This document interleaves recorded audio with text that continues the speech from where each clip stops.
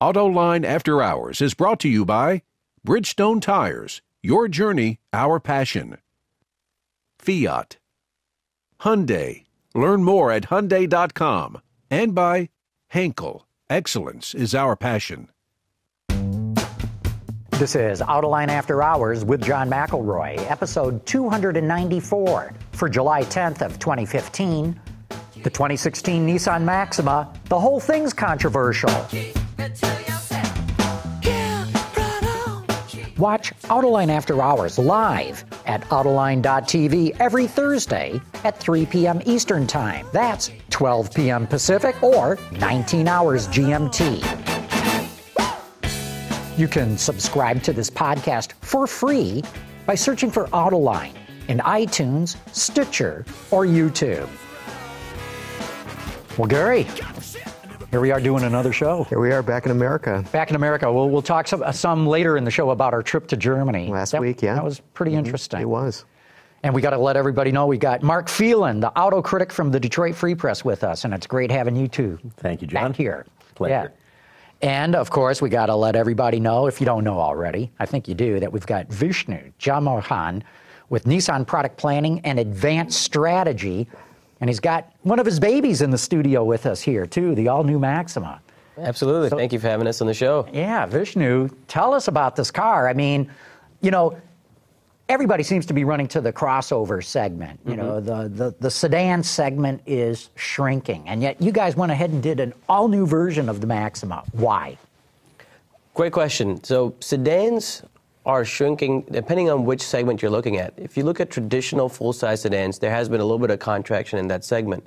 But luckily for us, Maxima is a little bit different than those traditional full-size, be it your Avalons or your Chrysler 300s or your Impalas. It's a little bit more sportier. It's more, in terms of product concept, more like an entry luxury car. And in that sedan segment, you see a lot of growth. You see new entrants like Mercedes CLA, an Audi A3. You see a very resurgent Mercedes C-Class, a BMW 3 Series, a all-new Acura TLX. So in that part of the segment, there's a lot of growth and a lot of heat.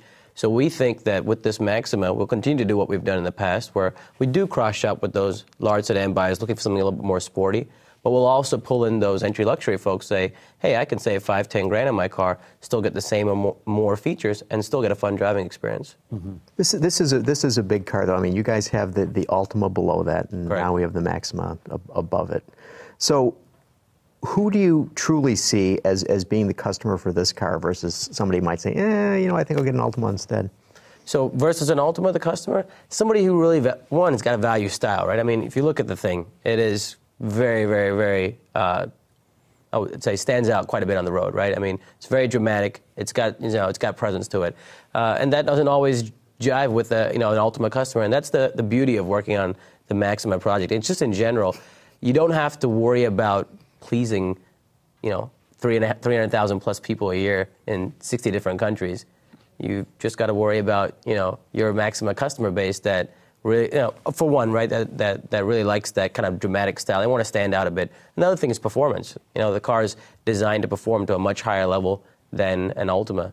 And the third thing is the interior. I think that's my personal favorite. Is just the execution of the interior itself is something that sets it way apart from Altima. I'd say probably rivals some of the entry luxury sedans we're trying to go after. And the U.S. is the biggest market for the Maxima. Yes, by far, the U.S. is the biggest market. Second largest market is actually the Middle East. But we anticipate to do a lot more here than we will there. It's definitely a U.S.-centric car. And partly it's because it's the longest-running nameplate we have here. We've been in the market here for about 35 years, since 1980, with the model year 1981. As you probably remember, all of you remember, the 810, which became the 810 Maxima, which became the Maxima. Yeah, in fact, isn't that part of the story that this is really an all-American car, right? Yeah, Designed, engineered, manufactured in the U.S. Design done primarily in San Diego in our design studio there. Engineering done right here in Farmington Hills. And functions like myself, product planning located in Tennessee, and it's built in Tennessee as well. And the design very clearly borrows from the new Murano. Is that something that the previous Murano also set the style for a generation of Nissan products?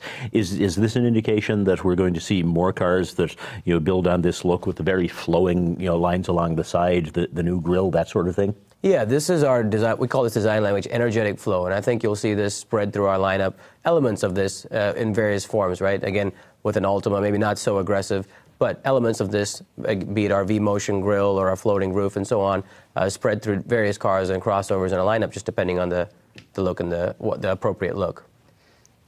Renault just came out with a full-size sedan. I'm blanking out on the name. Talisman. Talisman. But my understanding is, even though it's got essentially the same footprint, right, it's not at all using the same platform or anything? Not to any of our knowledge. I got a question from one of your brethren on this, and I said, this is the first time I have ever heard of the word Talisman coming from a Renault. So, no, the vehicles weren't designed in tandem. There is no relationship between the two other than we both happen to be working on full-size sedans. So speaking of relationships, is there any relationship to the last generation Maxima with this new car? In terms of platform, or not really, no. This is a different platform. Same engine. Engine's the same displacement, but 60% of the parts are new. So, I mean, there's always, small nuts and bolts or, minor parts that carry over. But even things like the AC compressor and the AC HVAC units are all new. I mean, things that we could have carried over that nobody would notice. But all those components, since the old one came out in 2008, and since that time frame, a lot of those things have been redesigned for lighter weight or more efficiency and so on and so forth. And this has got the latest version of your CVT. I'm embarrassed to admit, I don't remember if the previous Maxima had a CVT or if it was still a stepped gear. The previous one had a CVT as well. Okay. And then this one's a new generation of that CVT. And you've tuned it, so that it gives you a lot of variability to go toward the sporty character that you want, right? Correct, yeah. So basically it's almost like having two different tunings. At low throttle inputs, you're driving around town, puttering around. It's like a normal CVT, which at low throttle inputs is the behavior is very desirable, less shift shock and so on. However, at high throttle inputs, it starts to perform step shifts. And orally, we find, obviously, customers and enthusiasts like yourself alike find that to be more pleasing and more appealing. So that's what this does. Yeah, don't be embarrassed, Mark. I couldn't remember if the old one had a CVT or not. I'm really interested that Nissan really has stuck with CVTs and made so many improvements over the years. Both this car, which I've driven briefly, and the Murano really impressed me, because the Murano being a bigger, heavier vehicle and all-wheel drive available, with a 3.5-liter V6, making all that work with a CVT is really impressive. Yeah, when it comes to CVTs, we probably, let's say, in terms of mass production, one of the first manufacturers, with the 2007 Ultima, really putting it into big, large-scale numbers. But what's interesting is we've seen some of our crosstown brethren follow suit as well, with the Honda and their Civic and the Accord and CR-V. They've implemented CVT. Some of them have minor change updates as well, which is pretty significant. And then Toyota as well, the new Corolla, I believe, is using a CVT. So. Subaru's got one. I think we're going to see a lot more CVTs. Yeah. What's the customer feedback, though, especially as you get into a full-size car like the Maxima? In terms of CVT, or just in the right. The CVT for current Maxima customers? Honestly, a lot of them say that they didn't know it was a different transmission. I mean, just being very candid. Now, from a performance standpoint, we have had customers say, I'd really like that step shift type feel, and that's what they really liked with this. We have had customers take the car, for a drive and made observations from it. And one of the things that they've all said is, wow, I really like the smoothness of this transmission. Sometimes they don't know exactly the technology behind it, but they like the way it performs. And so that's been positive feedback so far. And from our standpoint, we're still able to use the benefits of it, which is getting great fuel economy out of it and the performance as well, the gearing-wise. And it's interesting is I look at the roofline of this car, it's very coupe-like. Yeah. And you were talking about some of the other full-line competitor or full-size competitors, excuse me.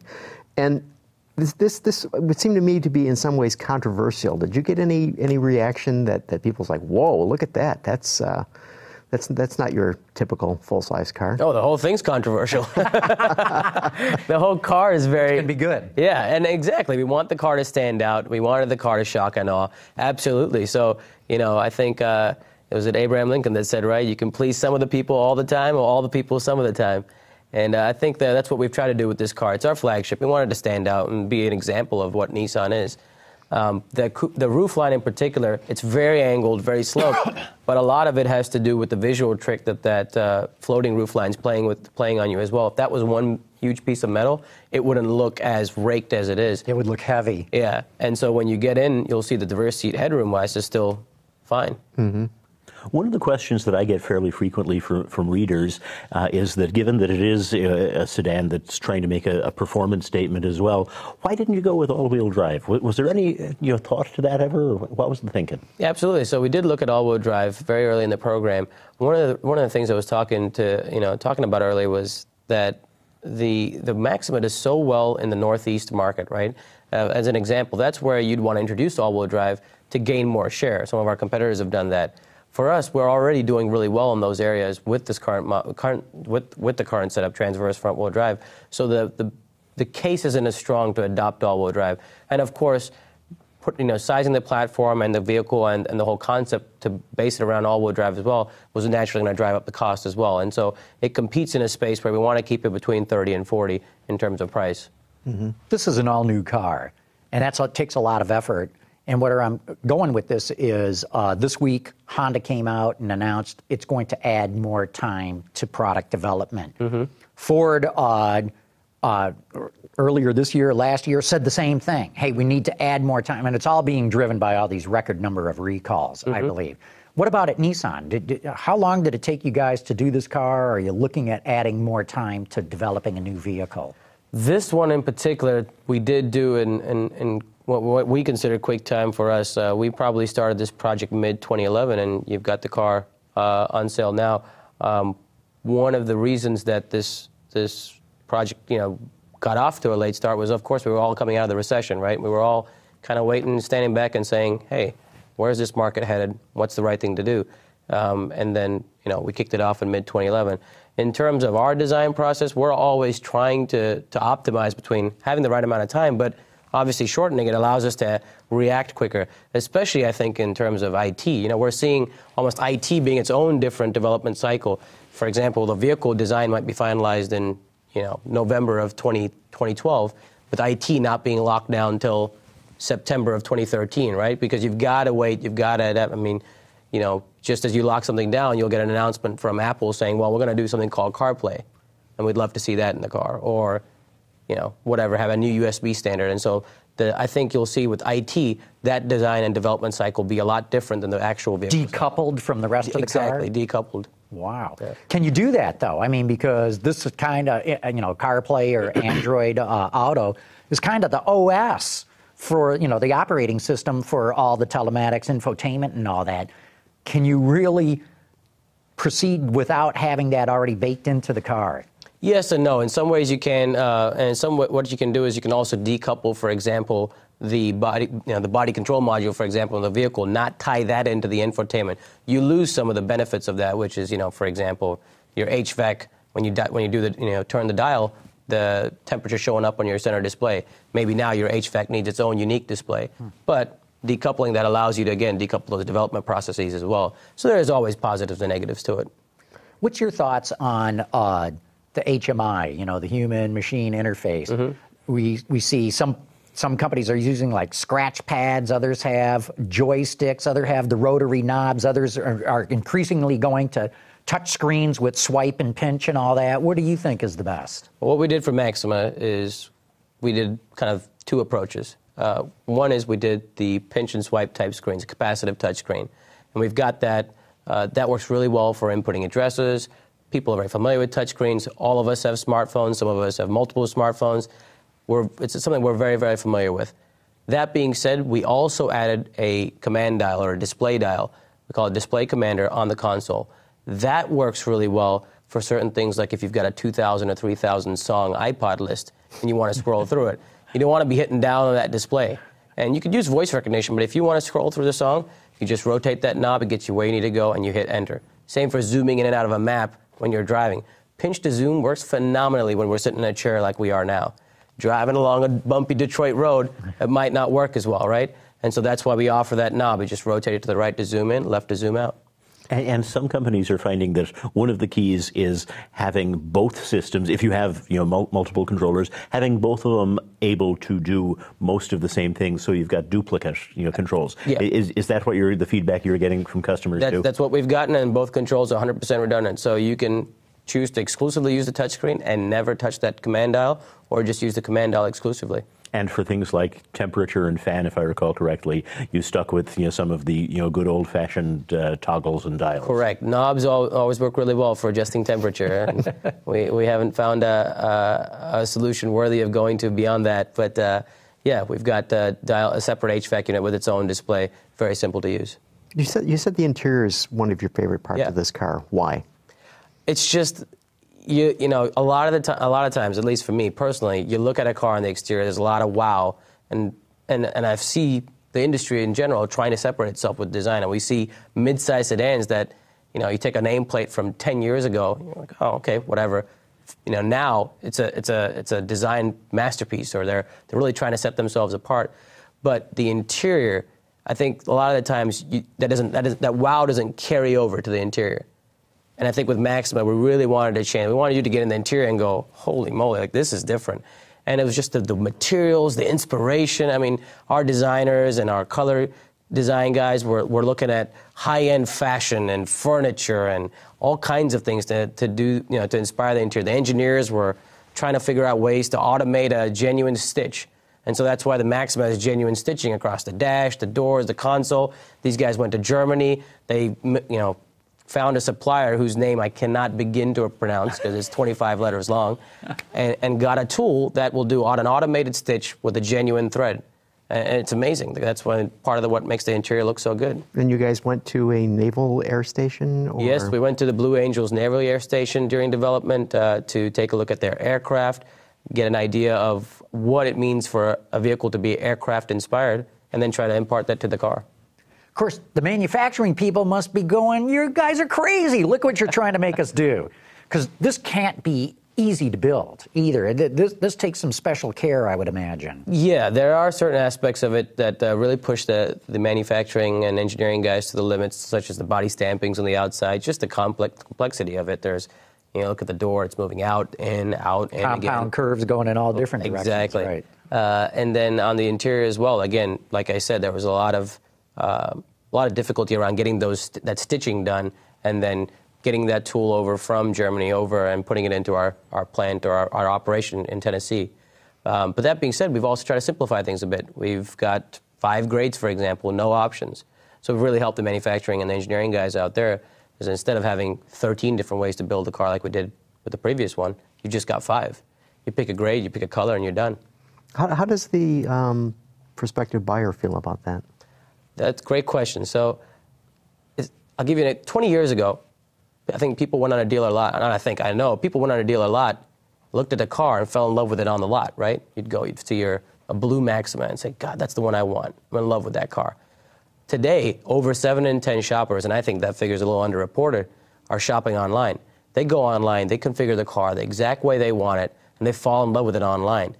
And then they go to the dealer and say, hey, Mr. Dealer, I'd love to get this car. And if they can't find that combo, they're disappointed.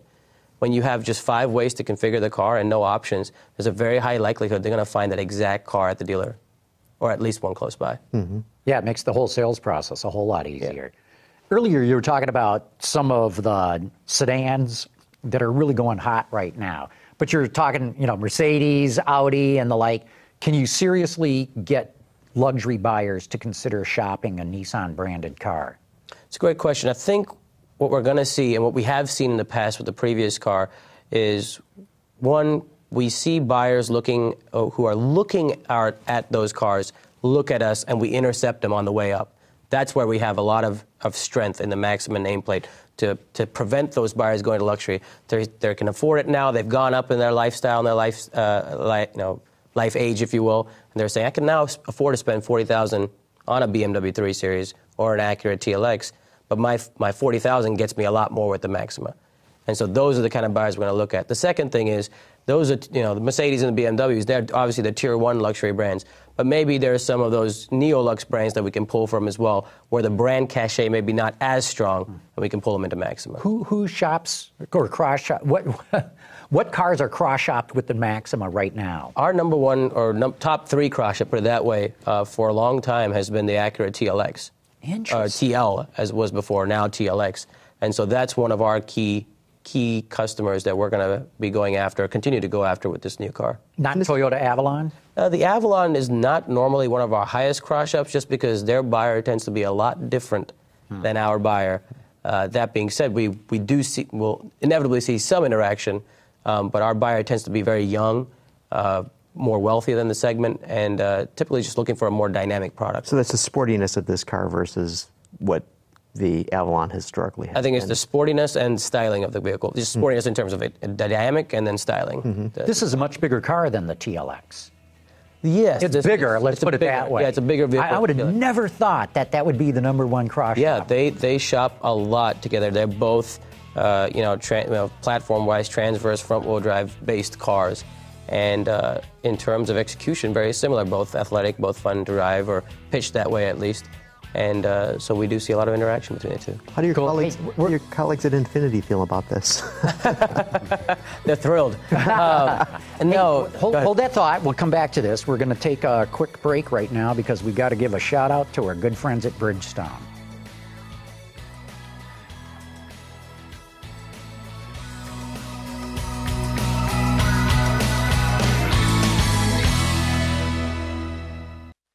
Yes, you can.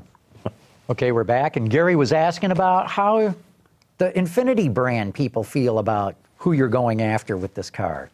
I think so. Your question is what's Maxima's impact on Infiniti?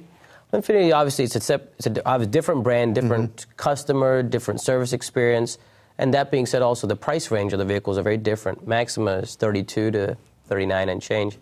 The Infinitis start roughly in the mid-30 with the Q50, for example, but goes all the way up north of just around 55. So it's really a very different kind of customer. Obviously, they have more horsepower, a different platform, a different dynamic. So in terms of cross-shop, we don't expect to see anything different than what we've seen in the past. There's obviously some overlap, a little bit of interaction, but not too much. Oh, come on, just look at that. So you think there's going to be more? Oh, yeah. Oh, I absolutely. agree. The styling is going to attract a lot more attention than the old one. Oh, absolutely. One of the things you mentioned with the TLX is that you're bigger, and that's one of the things that I think it's easy to forget about when we look at the Maxima, because there is so much emphasis on style and on a kind of a sporty character. I mean, how big a deal is rear headroom for your buyers? I mean, we think of full-size sedans as frequently being family buyers. That's certainly why people buy by the cubic foot in some of the other full-size sedans. How does that set of concerns play into the Maxima? If the designers had their way, this car would be 2 inches lower. But absolutely, it's hugely important. This is a family. I mean, we still call it the four-door sports car, right?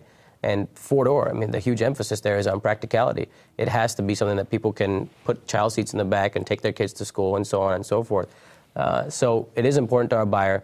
We feel confident that we've achieved the right balance of rear seat room, rear seat headroom, shoulder room versus the styling. The buyer still has told us, look, primarily I'm the one driving the vehicle, so I want the focus to be on me and the style and the emotion that I get from the vehicle and project with this vehicle. That being said, it needs to be practical. So there's a balance between the two. We didn't feel the need to go dramatically on the sort of normal full-size end of the spectrum and deliver a very tall roof line that doesn't give us the styling and the packaging that we want. And talking about sort of lower luxury, entry luxury brands where there's interplay, Acura obviously plays there. Buick has been trying to establish itself in that space. Have you seen more interplay between the Maxima and any Buicks over the last couple of years, or are they still sort of an outlier? We've seen a little bit of interaction with LaCrosse. I mean, that kind of falls into that sort of full-size luxury type scale. But again, the LaCrosse buyer a little bit more aligned with the Avalon buyer. They're a little bit tend to go for a bit more sedate style and driving dynamic than this. But there's a little bit of interaction.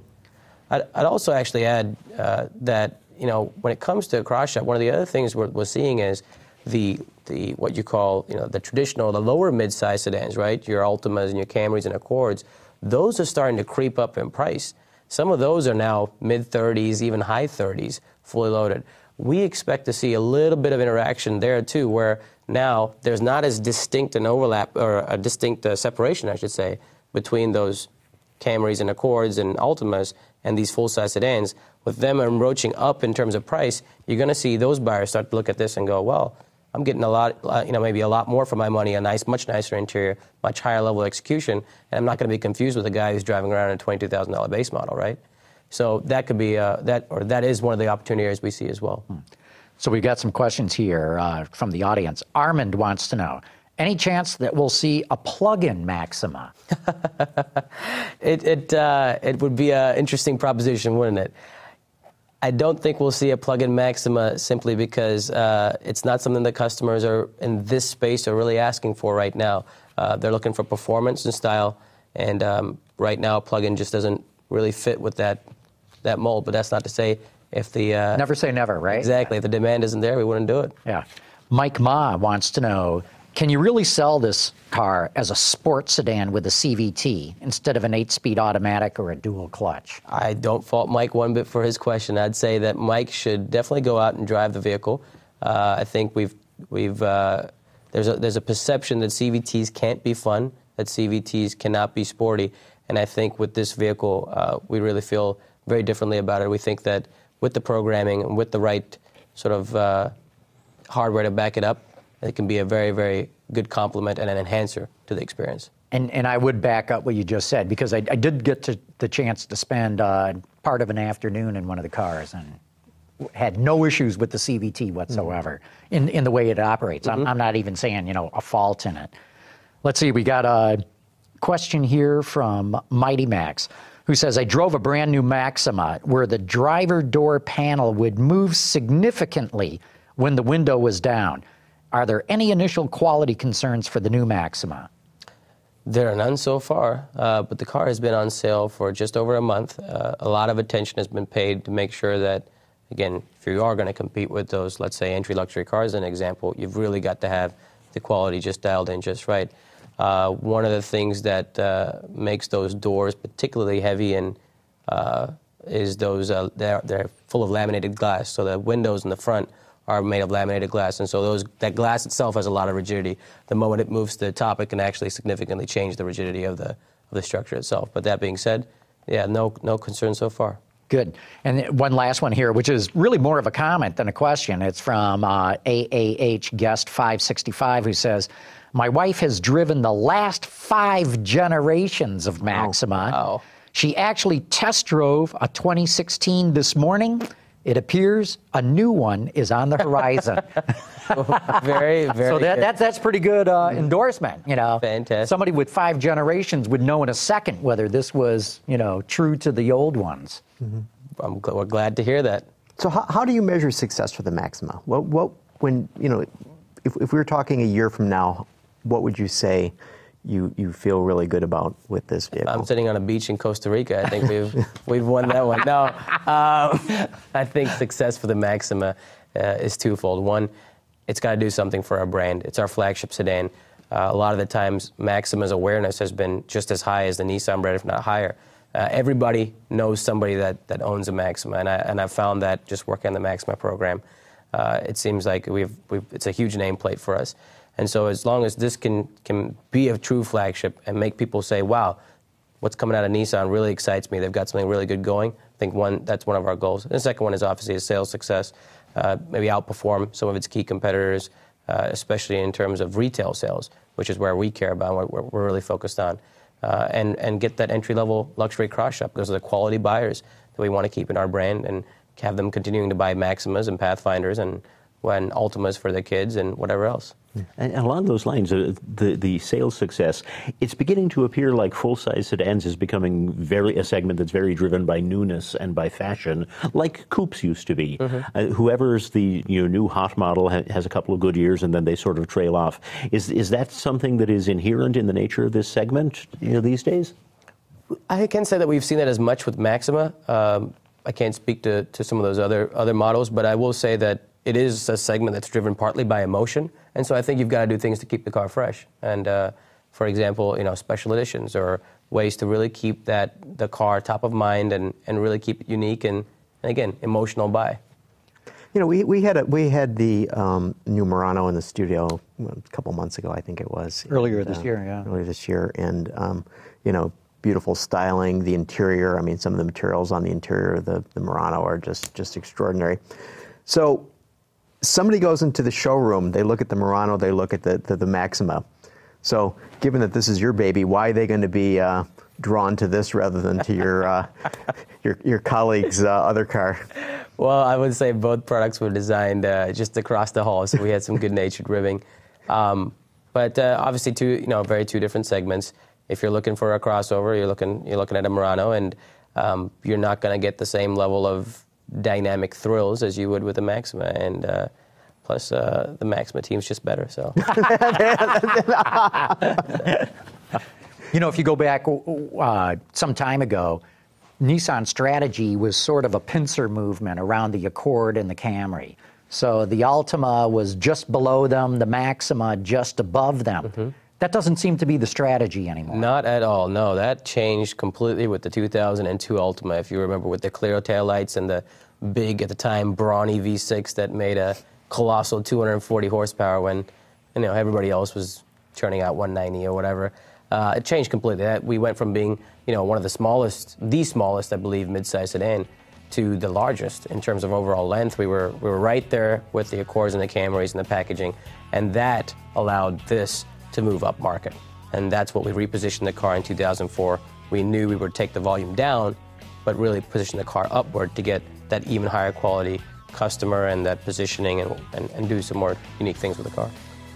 Well, Vishnu, it's been awesome having you on here. The music is the cue that this segment is winding down right now, but thanks so much for coming on the show and bringing your baby with you. Fantastic. Well, I really appreciate you guys having us on the show, and hope you continue to enjoy the car and take it for a drive. Real good. Thank you. Fantastic.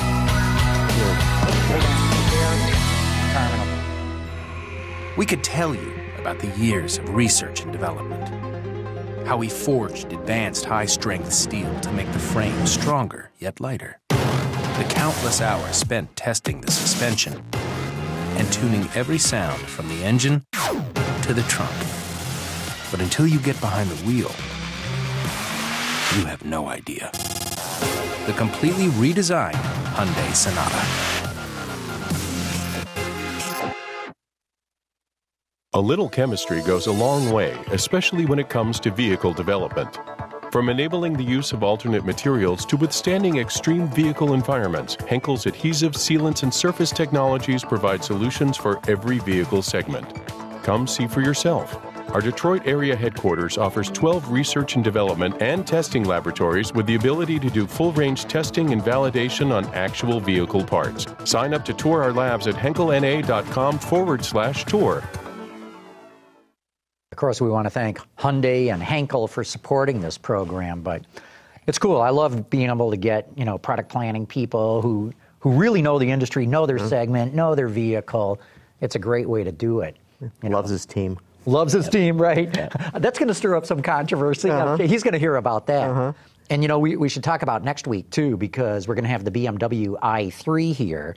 And John Kelly from BMW, I think he's the product manager for BMW North America. So, yeah, it's interesting. I mean, and I think many of the after hours viewers remember when we had Sandy Monroe on talking about the i3 and basically positioning that car as being the Model T of the 21st century. So I think that this is a great opportunity next week to learn about, you know, some of the inside from the OEM side rather than from a supplier looking at it. Yeah, and people talk all the time about a clean sheet of paper, but that's very seldom the case. Right. The i3 is totally a clean sheet of paper. That's about as clean sheet as you can. Rule. Yeah. A clean sheet of carbon fiber. Yeah.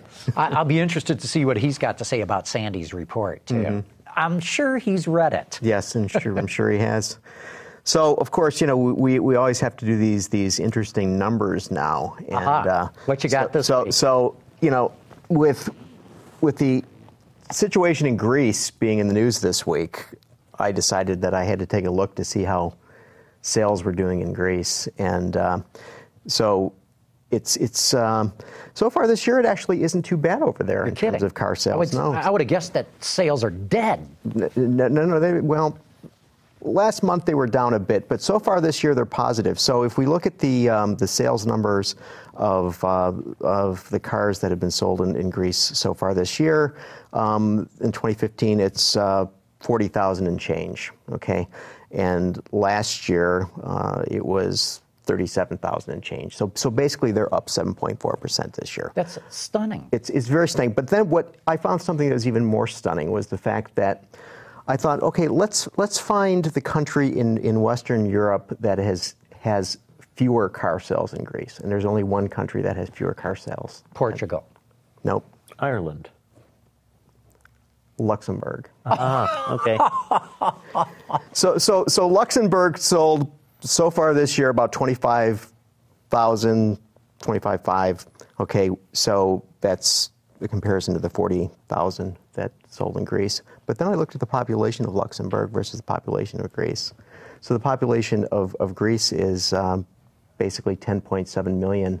The population of Luxembourg is 520,000. Oh my gosh. So basically, you're looking at about like a 5% difference there. And a much richer sales 5%. mix, I bet. Yeah, I was going to say, there's a whole lot more money over there, and they're probably not worried about a euro crisis in Luxembourg. Yeah, it's interesting that you looked at these numbers, because I also looked at GDP and found out that the total GDP, or the full economy of Greece, is only slightly larger than that of the state of Michigan. There you go. And with nearly 1 million more people, their whole economy is not a whole lot bigger than Michigan's. So that to me helps really put it in perspective. Well, and amazingly to me, the ACEA, the European Automakers Association, I think just today revised their sales outlook for the year upward, which, with all of the angst that's going on about whether Greece stays with the euro or not, I would never have expected that. Yeah. Well, that's a good sign. That's a great sign for the industry in Europe, because we all know they desperately need to get sales back on their feet again. Well, especially with China in turmoil all of a sudden, too. And Brazil. Yep. And Russia. Yeah. The BRICS have sort of kissed BRICS. Yes, they have. Hey, Mark, you're working on a real interesting story. Oh, this was so much fun. It's my Sunday column, and we got some great photos that go with it. In 1915, Edsel Ford and 5 of his boyhood buddies went on a cross-country road trip. Edsel drove a Model T. The names are all famous. They'll be recognizable to anybody from Detroit. That's Edsel's Model T getting ready to leave what was then the Ford farm in Dearborn, because the Fairlane estate didn't exist yet.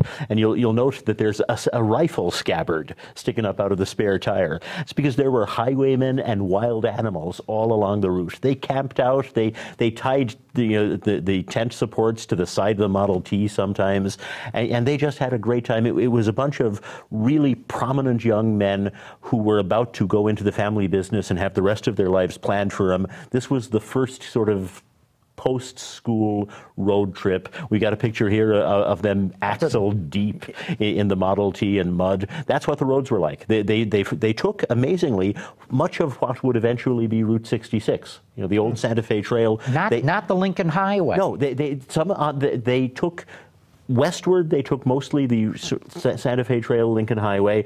They drove up the coast in California to San Francisco, where the World's Fair was taking place, and where Ford Motor Company had put up a satellite Model T plant to show people what a moving assembly line was like. They built like 9,000 Model Ts on the site, and they came back, some of them via the Lincoln Highway. That's less well documented. All the photos we were just looking at, Edsel took himself. Well, Edsel is standing there. He's the guy leaning on the car. No, so he did not take that.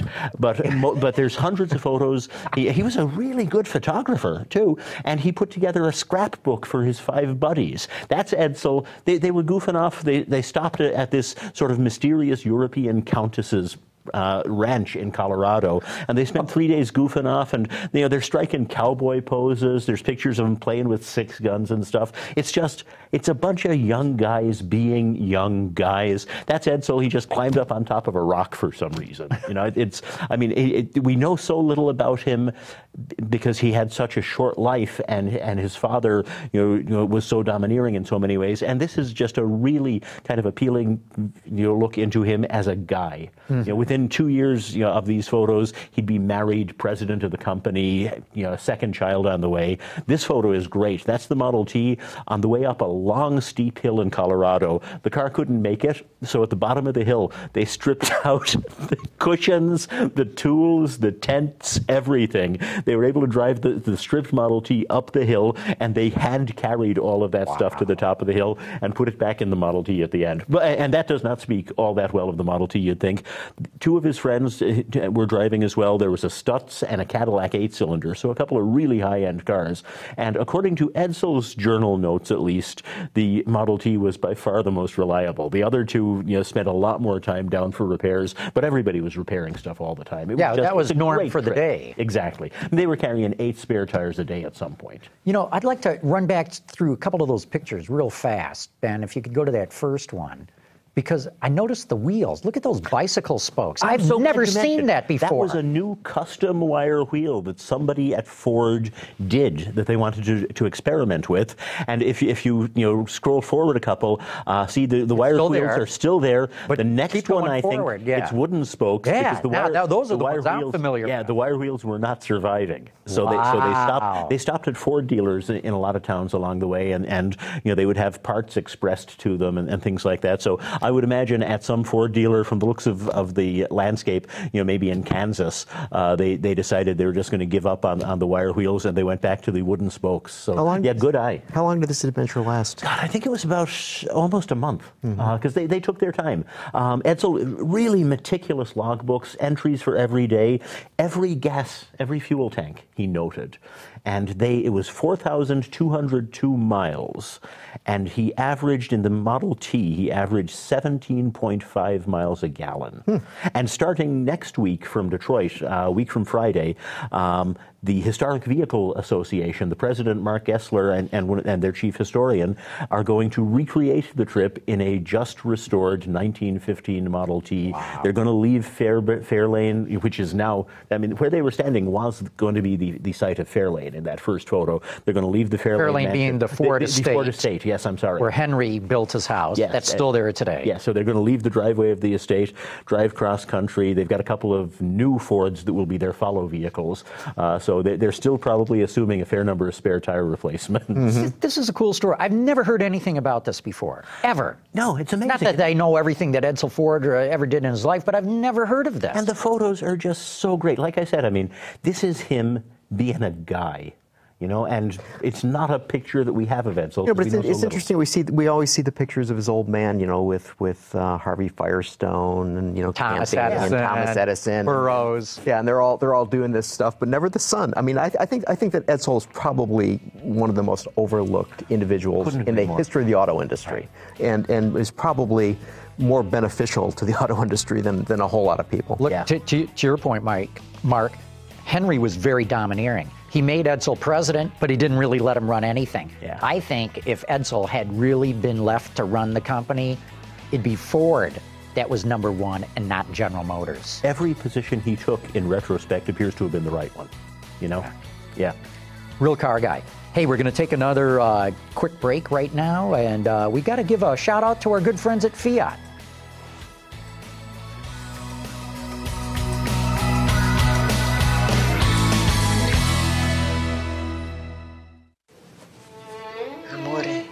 Subito.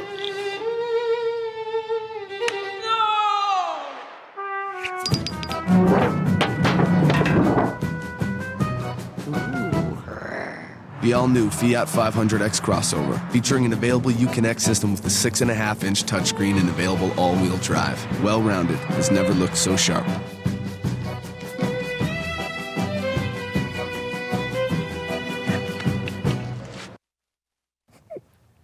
Great commercial. So we were just talking about Edsel Ford and his trip, but I might have cut you off, Gary. You got Dr. Data? Have you more data? Well, this is just a sort of an interesting picture. So as you guys know, that the underground workers in the city of London went on strike today. Underground meaning subway workers. It's a tube. In American language, right? And so the folks at TomTom came up today with an image showing the traffic jam in London. So Ben, if we can show that, and Well, maybe we can't show that. There we go. So there's a 23-mile traffic jam in London today because of this strike. And you think about, that here's this city that is trying to basically has that congestion tax. So to reduce the number of cars. Now, can you imagine what that would be like in any other city in the world, perhaps? That doesn't have that sort of a thing. So. Looks like a really bad case of measles there. Well, I lived in London for a while, and I happily never drove a car within the city. Mm-hmm. I mean, without the underground running, you might as well just stay home. Yeah. Hey, we got a phone call in, not for our guest Vishnu, but directed at us. Ben, let's bring that phone call in. This is Clem Zarowski from Delmont, Pennsylvania. I noticed quite a few new cars have this flat, upright grille, plus those little projected winglets below the bumper. I understand this is all done for pedestrian protection. Is that true? Thank you very much. Yeah, thanks for the question. So, anyone, I got plenty to say. Why don't you guys? There's a lot, obviously, being done for pedestrian protection now. The most obvious stuff often is more in the profile of the hood, where the hood is raised a little bit so that there's some crush space in case your head goes cracking into it, so that it's not hood and then immediately engine block. I think some of what we're talking about may be aero things as well. It is aero, but he does have a point. Part of it is almost like a cow catcher to scoop up your legs, to fling you on the hood, and it is true that it bounces off the hood. Yeah, that a more upright grille helps this whole process. But I'd like to see data that supports all this, because I remember being at Fiat's safety lab a few years ago, and they were showing me exactly what you're talking about. The hood that can crush. In fact, they had an airbag that would sort of pop the hood up to give even more crush space. And I said, oh, that's really interesting. Does this really help people? And they said, oh, yes, it does, until they roll off the hood and hit their head on the ground and get killed. So I'd like to see... The car runs over them. What's the data to support whether this is really working or not? But it's a very good question from our guest. He's basically right.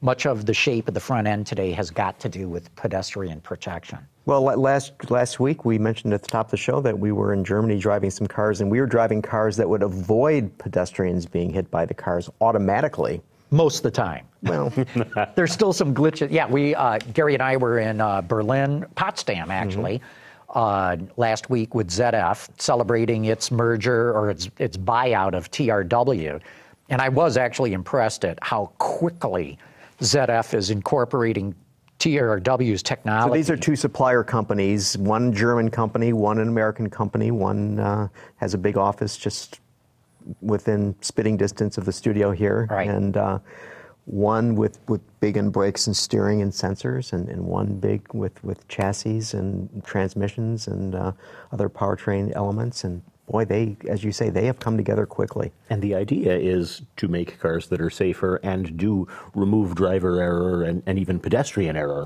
from the equation. Yeah. It's really interesting. ZF's been around for a long, long time, 100 years. 100 years, celebrating the anniversary this year. And they said, okay, how do we make sure we're here for another 100? Because they're privately held. They're essentially owned by the town of Friedrichshafen in Germany. Mm-hmm. And so it's like the town depends on us so much. How do we make sure that we're here for another 100 years? So they said, okay, here's our strategy.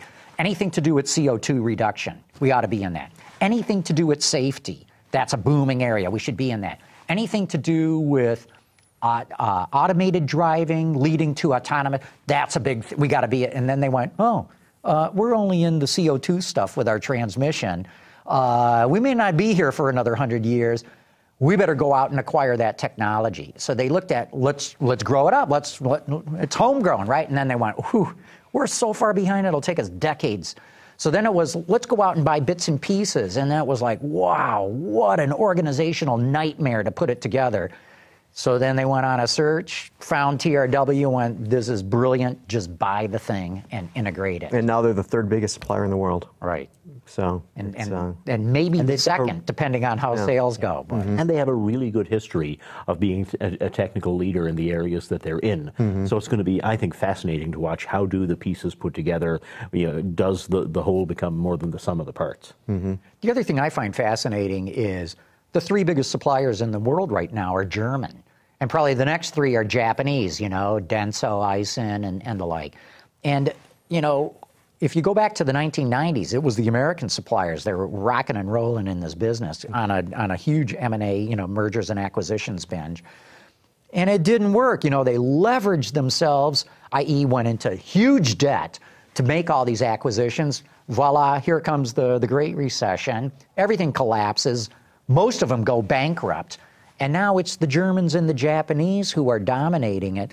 Companies that take a much longer view, are not Wall Street financed, don't try to close the books every 3 months and report what their numbers are. I think there's a real lesson in that. Well, it was also, I would argue that they basically stuck to what they were good at doing, and they just focused on that rather than going far afield and thinking, if we have this will make us even more desirable from our OEM customers. And these guys just sort of kept at it. Yeah, but I don't even think the Americans did it for their OEM customers. They did it for their shareholders, of which management would share in brilliantly, once all the riches poured in, which never happened. And again, I think there's a real lesson in this, and that's why I'm increasingly worried about whether or not American companies, publicly traded with Wall Street investment, being able to compete when you have to make long-term investments. I'm not sure it can be done. Well, and the I think number 1 and 2 in the list of suppliers in the world that you were talking about, Bosch and ZF, both owned by charitable foundations, basically. Isn't that amazing? And so that they inherently are supposed to think long-term, and it's worked out for them. Hey, I just got a signal that we've got another phone call here. Let's bring it in. Hi, this is Dennis in Indianapolis. I'd like to ask a question about autonomous cars. Will they be able to pass slower cars on the road? And will autonomous cars break the speed limits ever?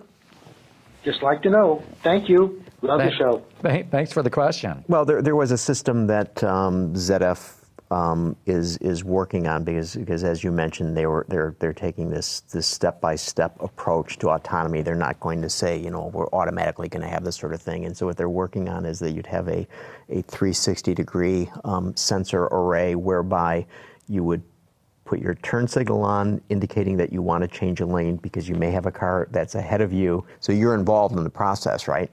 And then it would see if there's any vehicle there, and then it would move over, and then it'll speed up, and then you could do the same thing on the way back. I suspect that this would then be readily automated entirely. So I think we're going to see that, and the future isn't going to be that far away. Yeah, I'll bet you $1,000 that they will be able to pass slower cars ahead of them. The speed limit question's really interesting. That's the big... Mercedes just released a fair amount of information about the safety and autonomous stuff that will be in the next generation E-Class, and it appears that you can tell it to follow the database for what's the speed limit in the area where you are and not exceed it, or maybe you can even program it to exceed it by a certain amount. And that's going to be very interesting because I think most of us have our cushion that we think I can safely go this many miles an hour over the limit. Will you be able to program an autonomous vehicle to do that? Will be. Oh yeah, in this town you drive the limit. Everybody's passing you, right. Even the garbage trucks. But I think autonomy will allow you to exceed autonomous cars will allow you to exceed the speed limit only when passing another car. Not on a 4-lane highway, but on a 2-lane road. If you got to get out and pass, sure, you want to get it over and done with and back safely in your lane. So I think autonomy will probably allow you to exceed the speed limit for passing situations, but that's going to be the only one.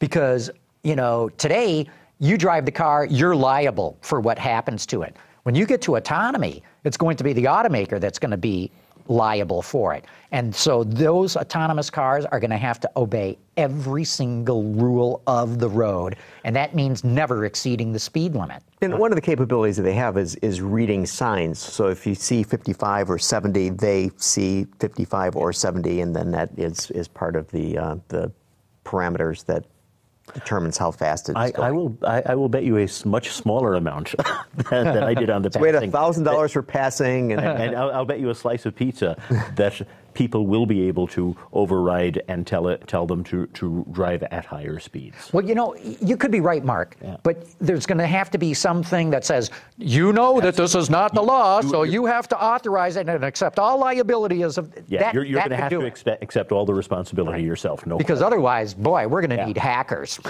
Because there's no way I'm just going to sit in the car going, you know, the steady speed limit. Yeah. Like I said, nobody in this town drives the speed. But theoretically, with more autonomous vehicles, traffic will be smoother and faster anyway. So that will offset if there is a lowering in the peak speed you can make. Because we've all seen the idiot who drives past you on the right at 95 miles an hour, and 5 miles later, you calling me an idiot? 5 miles later, you're right behind him again because traffic just wouldn't let him go that way. Or the worst are the people who go flying past you, and then 5 minutes later, they're going 5 under. Yeah. Oh, God. And it's like, those are the people that drive me up the wall. So we got an email this week from Goat Rope, who was, because sales numbers came out last week, and we obviously weren't here last week, so we didn't do the numbers. And Goat Rope pointed out that the Cadillac ELR and Dodge Viper both had June sales of 62, wondering whether there was a buy one, get one deal. Do you guys hear anything about that? No, I hadn't seen that at all. So 62. So then I looked, and I thought it was even more bizarre, is that Maserati sold 50 coupes, and they sold 50 Spyders and convertibles. Exactly 50-50. That's not a real number. And then I discovered... That's not retail. Then I discovered that Volvo sold 5,985 cars in June of 2015. That's only one more car than they sold in June of last year. Yeah. What are the odds of that? One car. One car. Yeah. Well, you know, same damn lineup, pretty much, except right? For the XC90. But it's just... I was going to say, as they get more supply of that, their sales are going to go up. They're going to be up 20%. I just finished test driving one, and everywhere I went, people were like, "What is that? Oh, that looks beautiful." I mean, they loved it. So, and it's a good value as well. I thought. I mean, a really impressive vehicle. I don't know. The one I had was $66,000. Probably the same car, but if you compared it to an X5 or anything else with the same I see stuff, what you mean. Right. You're paying $20,000 less than you would for the BMW. Yeah. Right. All right. So who's heard of a vehicle that has gone up 19,100%? In terms of sales? 19,000. Alpha 4C. No. Damn. It's close. The Golf R. So they sold 192 last month, and previous year they sold 1. And I happen to be driving one of them at this moment. Do you? That is a fun little car. Yeah? Yes. Very Germanic and very understated, I think, for a car that's going up against, theoretically, Evos and WRXs. I mean, it's not showy at all. The engine note, you could almost ignore if you wanted to, but it is fun to drive. So stealthy, but... Quite stealthy, yes. Yeah. What else, Gary? What else you got there? So what did you guys make of the Auto Pacific Vehicle Satisfaction Awards? That they looked at people, real consumers, and so they said the top luxury car is the Kia K900. I like that car. Oh my gosh, I like that car a lot. But, what was the sales on that? 64? And how do you define luxury car if you're going to include Kia, frankly? Okay, we can actually, well, maybe we can't find it. Maybe it's... I would say their sample size isn't the largest. Let's see. They sold 168 in June, and they sold 710 so far this year. And you have to figure anybody who spent that much money on a Kia is very committed to the proposition, right? Yeah. But what was interesting that came out of this was that, so in terms of midsize, large car, Kia Cadenza, midsize car, Hyundai Sonata, compact car, Kia Soul, tied with the Volkswagen Jetta and Beetle. It's a little surprising, but so we have these Korean brands now that are doing so very well. And because I recall that, if we go to the J.D. Power Initial Quality Study, Kia came in second to Porsche. I mean, and then Hyundai came in number 4. So it was Porsche, Kia, Jaguar, Hyundai. I mean, it's just like, what's going on here? I mean, you drive a lot of cars. It's really interesting. I'm a little baffled by it, I have to say, because I think Hyundai themselves are a bit disappointed by their most recent new car, the Sonata that they introduced last year. Yeah, the sales. And the last couple of Kias I've driven are very good. I would not say that they are. I would not rate any of them as the clear-cut number 1 in their segment. They're just good. Right. So I'm a bit baffled by it. I'm not baffled in the sense that if you remember going back a decade ago, Hyundai and Kia both were on this expansion binge. I mean, they were building plants all over the place, expanding all over the world. China, India, Kazakhstan, of all places. And then all of a sudden, at work there. The CEO, whose name I can't remember off the top of my head, said, "Hey, we're growing too fast. Things are getting out of control here. Put a full stop on everything. Now we have to concentrate on boosting our quality because we're getting our teeth kicked in. We're losing." They had achieved a pretty good quality reputation. When they went on this expansion binge, they started to lose it. And then he said, now we just have to concentrate on quality. No more plant building. Stop it all. Concentrate on quality. So when I hear these numbers, that's what I'm thinking. This is a result of that effort. So the message here then is build a quality car and you will achieve. And you'll get good accolades, but sales might suck. That's the conundrum, right? The new Sonata is improved over the other one, but it's not selling like down 9.9% for the year so far. And they think it's purely styling, which I think is. I'm not sure what the problem is, but it's not just styling. I think they're right. I mean, the last generation car was truly a styling statement. A lot of swoops and swerves, and when you're a challenger, and that's definitely what Hyundai is, trying to challenge cars like the Accord and the Camry, and you got to do something to stand out, and they did. And it worked brilliantly in the United States. It was a flop in Korea. And the Korean management said, hey, no more expressive styling. We got to dial this back. And they did. And I'm telling you, the new Sonata is a better car in every way, shape, and form, except the styling, and it's not selling like it did. Well, and the next thing they've got coming up is the new Tucson, which I think is really intriguing. It should be a strong player in a really hot segment. I'm going to be driving it next week in Minneapolis with your producer, Chip, and that's one that I believe was designed primarily in Europe. So I'm going to be very interested to see how that is and what the customer response to it is, because Hyundai and Kia both, but especially Hyundai, they just desperately need more SUVs. That was their biggest disappointment last year. They're excluded from the hottest growth segments because their stuff is old or they don't have a player at all. Yeah, no, I keep pointing out the crossover segment is growing 5 times faster than the rest of the market. If you're not playing there, you're losing out on a massive area of growth. Well, hey, look, we're at the top of the hour here. We ought to wrap it up, but Mark Phelan, thanks so much for coming in. Always fun. Thank you. And awesome digging up that story on Edsel Ford. That was pretty cool. The Historic Vehicle Association put it all in my lap, and I'm grateful to them. It's a great story.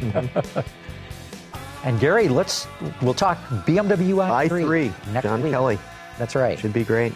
Looking forward to it. Cool. Want to thank all of you for having tuned in. Autoline After Hours is brought to you by Bridgestone Tires. Your journey, our passion. Fiat. Hyundai. Learn more at Hyundai.com. And by Henkel. Excellence is our passion.